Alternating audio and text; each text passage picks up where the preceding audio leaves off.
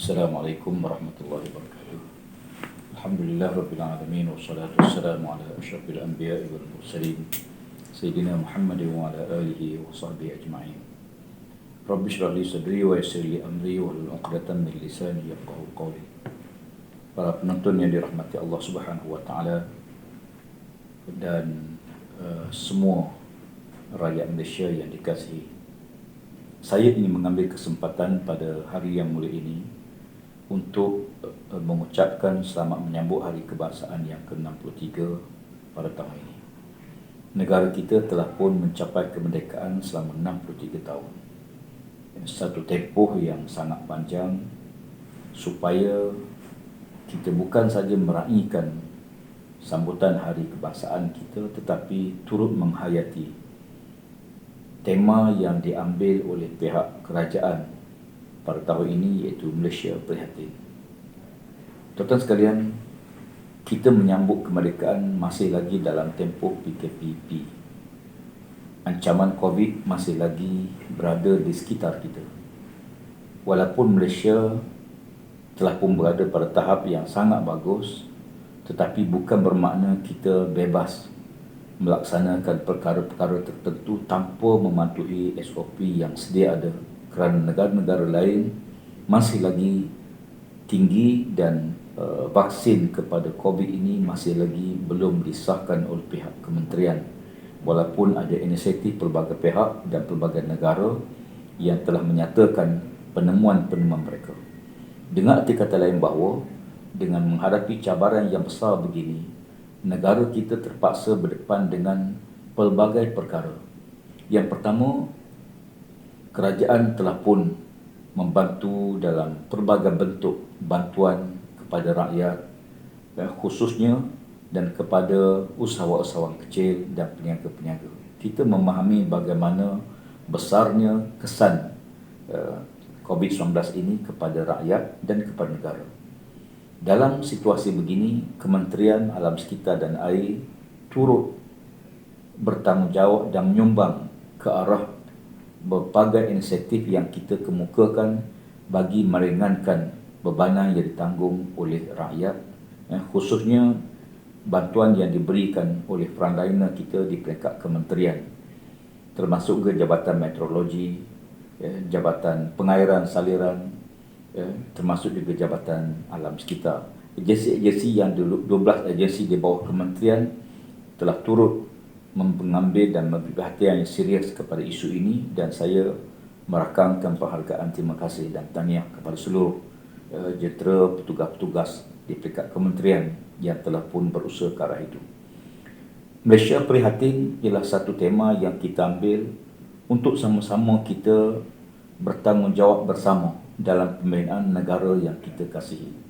Kementerian menyedari betapa perlunya agensi yang berada di bawah Kementerian Alam Sekitar dan Air ini memberi perhatian terhadap situasi alam sekitar kita dan juga bekalan air dan sumber air negara. Sehubungan dengan itu, marilah sama-sama kita menghayati betapa kemerdekaan yang kita capai melalui suatu perjuangan yang panjang. Bukan saja perjuangan bagi menuntut kemerdekaan dengan pengorbanan, kematian, musibah yang melanda pasukan keselamatan kita, rakyat seluruhnya, para pejuang-pejuang dahulu, yang kalau kita perhatikan sejarah, dia bukan perkara yang baru, bermula dengan kebangkitan para alim ulama, tokoh-tokoh nasionalis negara yang telah pun bangkit bergabung tenaga bagi menentang penjajahan. Dan ini bukan suatu pengorbanan yang kecil, dan setelah kita mencapai kemerdekaan, kita menyusun negara kita dengan pelbagai masalah yang sengaja ditinggalkan oleh penjajah. Lalu kita hadapi sedikit demi sedikit, kita perbetulkan. Aspek-aspek keutamaan kita menjadi agenda utama bagi kerajaan. Bukan saja soal memberi kemudahan kepada rakyat, tapi di waktu yang sama memastikan bahawa perkara-perkara yang tidak kita ingini berlaku dapat kita elakkan. Kita mengakui bahawa sebagai umat Islam, sebagai rakyat negara kita yang majoriti orang Melayu Islam negara ini, dan rakyat dan masyarakat yang bukan Islam sekalipun, semua pihak sayang pada negara.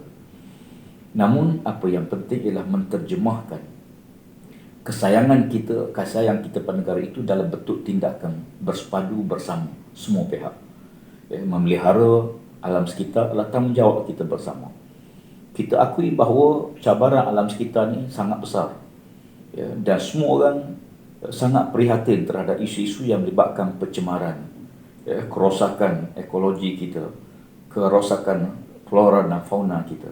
Lantaran itu, pihak kementerian, saya ingin merakamkan ucapan penghargaan kepada NGO khususnya, kepada individu-individu tertentu yang sangat prihatin mengambil tindakan bersama bagi memastikan alam sekitar kita terus terpelihara dan dapat dijaga. Terima kasih kepada masyarakat yang sesa buat laporan terhadap pencemaran yang berlaku di sekitar komuniti yang kita berada. Dan di waktu yang sama, pihak kementerian melalui Jabatan Alam Sekitar, kita terus mengambil tindakan terhadap laporan tersebut. Alhamdulillah, kami juga di peringkat kementerian tengah meneliti beberapa rang undang-undang untuk kita pastikan bahawa keselamatan alam sekitar dapat kita pelihara dan dapat kita jaga dengan sebaik mungkin. Demikian juga sektor air. Satu perkara yang sangat penting dalam hidup manusia. Kita merdeka dalam keadaan kita menyambut kegembiraan kita atau hari kebangsaan kita ini dalam situasi kita menyedari betapa perlunya pengurusan air yang lebih baik dan lebih mesra. Bukan saja mesra kepada alam sekitar, tapi mesra juga kepada pengguna. Untuk itu, beberapa langkah yang perlu kita bergerak ke depan. Yang pertama ialah memastikan sumber-sumber air kita dapat kita pelihara. Saya ingin berkongsi perasaan dengan semua pencinta-pencinta alam sekitar yang ada, rakyat seluruhnya. Mari sama-sama kita jaga kebersihan sungai kita, punca air kita. Jangan sekali-kali kita sendiri mencemarkan punca air kita, akhirnya kita minum sumber air yang keruh, yang tidak elok. Di waktu yang sama kita berhadapan dengan cabaran pembangunan yang terpaksa kita urus. Lantaran itu bagi saya bahawa pembangunan mesti berjalan, kerana keperluan bagi negara dan keperluan bagi rakyat. Penduduk makin bertambah, keperluan makanan makin meningkat, keperluan hidup makin meningkat, keperluan perumahan makin meningkat. Maka apa yang penting ialah semua pihak mesti mematuhi peraturan SOP yang ada pada semua projek-projek yang telah pun sama ada yang sedang dalam bina ataupun yang telah dibina. Bagi kementerian, kita yakin bahawa pemilihan tema Malaysia Prihatin ini sangat tepat kepada kementerian.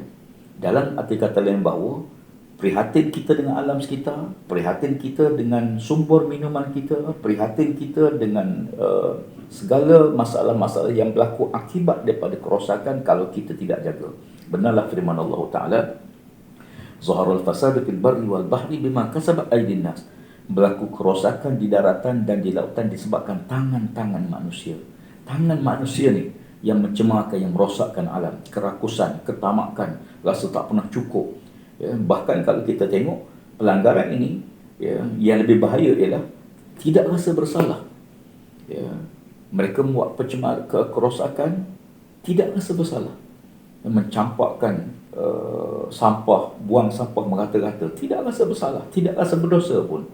Jadi kita kena ubah minda masyarakat kita, supaya semua pihak merasai bahawa dosa pahala bukan hanya terikat dengan bab ibadah saja, termasuk bab seharian kita. Sebab itu kita berjumpa dengan hadis Nabi sallallahu alaihi wasallam, "Man min muslim yagrisu gharsan aw yazra'u zar'an fayakulu minhu tayran aw bahimatan aw insanan illa kana lahu bi sadaqah aw kama qala."